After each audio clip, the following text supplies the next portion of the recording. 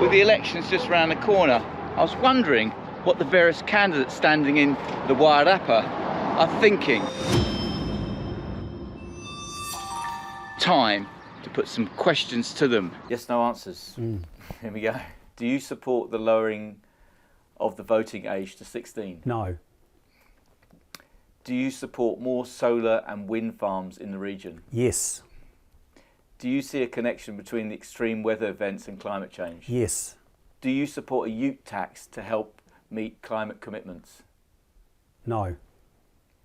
Would you consider a wealth tax? No. Do you support keeping New Zealand GM free? No. What will you do about the lack of medical professionals in the area, in the Wairarapa?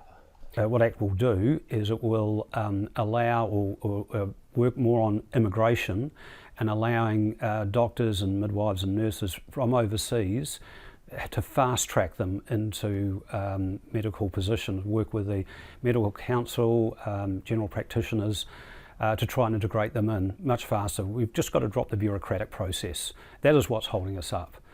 We can't just rely on training doctors because that takes time, and of course we're exporting them, so we've got to be careful there. We've really got to bring them in from overseas and do it fast. Will there be the funds available to bring those nurses in and to pay for them? Yes, there will. ACT has done an alternative budget, and there are ways of funding by really being more efficient. What the problem has been is that most of the funding for health has pretty much gone into restructuring, reorganisation, organisational charts, backroom. It's all backroom stuff, and this is what's led to so many inefficiencies that have led to reduction in funding for frontline. And it's frontline that is the one that saves lives, that does the elective surgeries. That's where we've got to concentrate. What is your attitude towards co-governance and democracy? Democracy means one person, one vote, and that's what we want to bring in.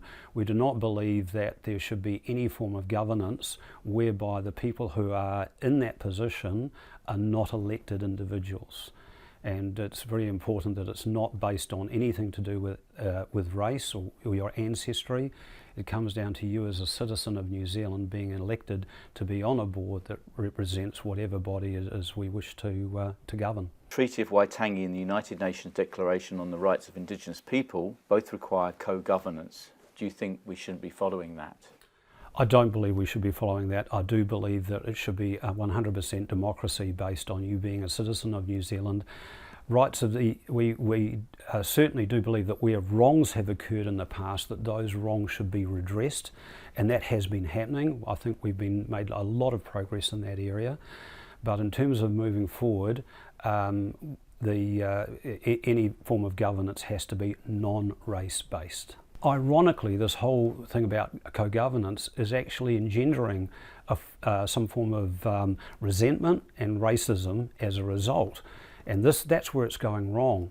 So I do not believe that the way we're handling it at the moment is actually going to foster better race relations. We actually have to nip this in the bud. And the other thing too is Maori, not all Maori are the same. There's a lot of Maori who don't believe in co-governance, and they need to be represented as well. What policies are you planning to address climate change? Now the problem is that New Zealand contributes only 0.2% of the total carbon. And so even if we went to zero carbon overnight, it would not actually materially affect climate change too much. So on that basis, we certainly would encourage the use of move towards renewables, move away from fossil fuels, but that can involve transitioning, not just cold turkey and just cut it off. You do that, you cut your nose off to spite your face, and we can't sacrifice our economy for ideology. What are your transport plans for the Wairarapa? Firstly, we have to get our speed limit back from 80 to 100 kilometres an hour. Now that is ACT policy. It doesn't want speed reductions on arterial routes. There are other routes which, yes, from a safety point of view, I think everyone would reasonably see that some narrow country roads, for example, perhaps should not be 100k, perhaps they should be lower, but arterial routes should definitely be 100k, and so that is an important one. How do you plan to deal with financial inequality within society? One of the things that ACT wants to do is get rid of welfare dependency. That doesn't mean to say we just stop providing assistance to where it is needed, but what we have to do is encourage people to get into work where they're not in work, and do all we can to do that. I do believe at the moment things are too soft and too easy not to do that, and I do also believe that in some cases there's a bizarre sort of interest with some governments to have people on welfare because I believe they get votes as a result of doing that. Now that is wrong. We have to get inflation under control is one of the most important things about not having that inequality gap grow. And for that to happen, it just primarily comes down to control of government expenditure and not spending more than we are earning. Our balance of payments deficit is now at record high, and what ACT would do is severely, or should I say use the word severely, the government, we see the government at the moment as obese. It is, and this is why spending is getting out of control. And here's the other thing, the overseas investment restricts new businesses coming in. We have to still have opportunity for investment. Singapore does well. It's a small country like New Zealand. Ireland's doing well. Why? Because they've got the right attitude towards government expenditure, right attitude to tax. For some reason, we just can't see that, and we're missing it. We've got clear examples in those two countries, and we should be following what they're doing. And I think the income gap will start to diminish. What actions will you and your party be doing to limit crime?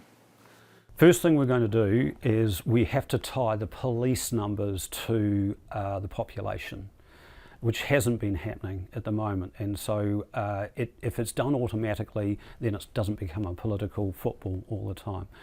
So if we maintain the numbers of police, then we have the police available to respond to crime far more effectively than they are now.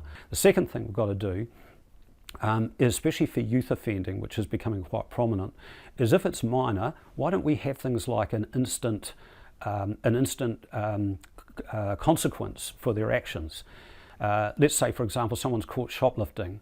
We could have it that you have to go, something that the police can handle, whereby you have to do community service or scrub graffiti off these walls and to stop it from getting any worse. But where it does get worse, we do have to ensure that the safety of the community is a priority, and I believe that has been let go. So what that means is ACT would return the 3 strikes rule, which essentially means essentially means that if you are incorrigible, if you're a recidivist offender, you have to be kept off the streets. It's as simple as that. What will you do to stop bullying in schools? Schools must maintain the right to be able to deal with bullies without being overly instructed by the Education Ministry as to what to do. Schools definitely need the ability to either, in bad cases, suspend or even expel.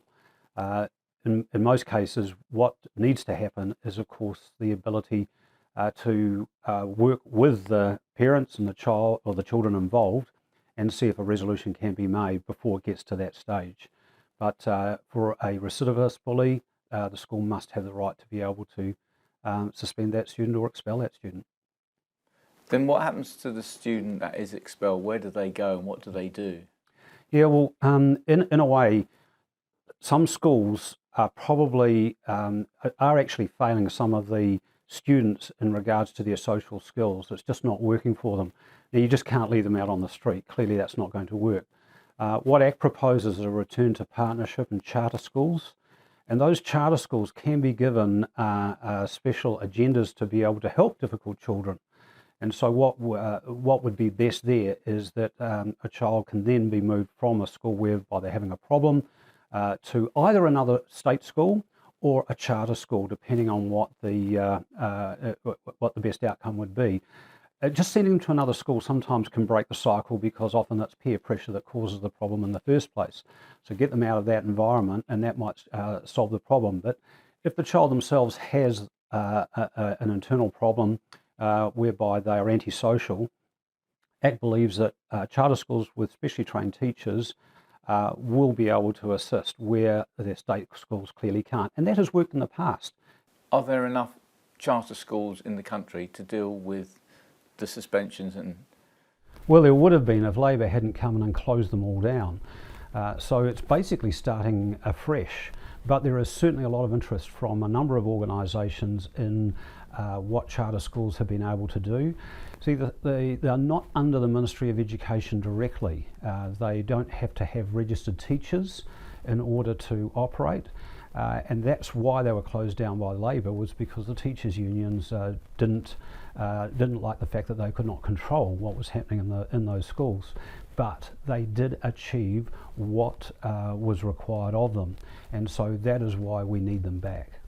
does that mean like creating a whole new raft of schools across the country, like building new buildings and training up new teachers? Sounds like a kind of almost like a revolution in the education system.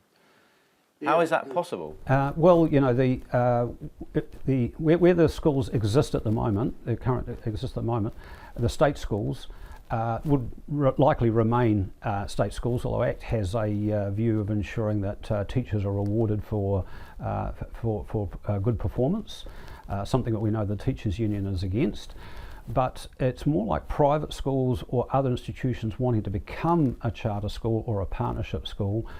They apply and go through a process of being accepted. So it's an addition really to the state schools, and it's not really a takeover. There hasn't been all that many, and it's just primarily set to be for disadvantaged children.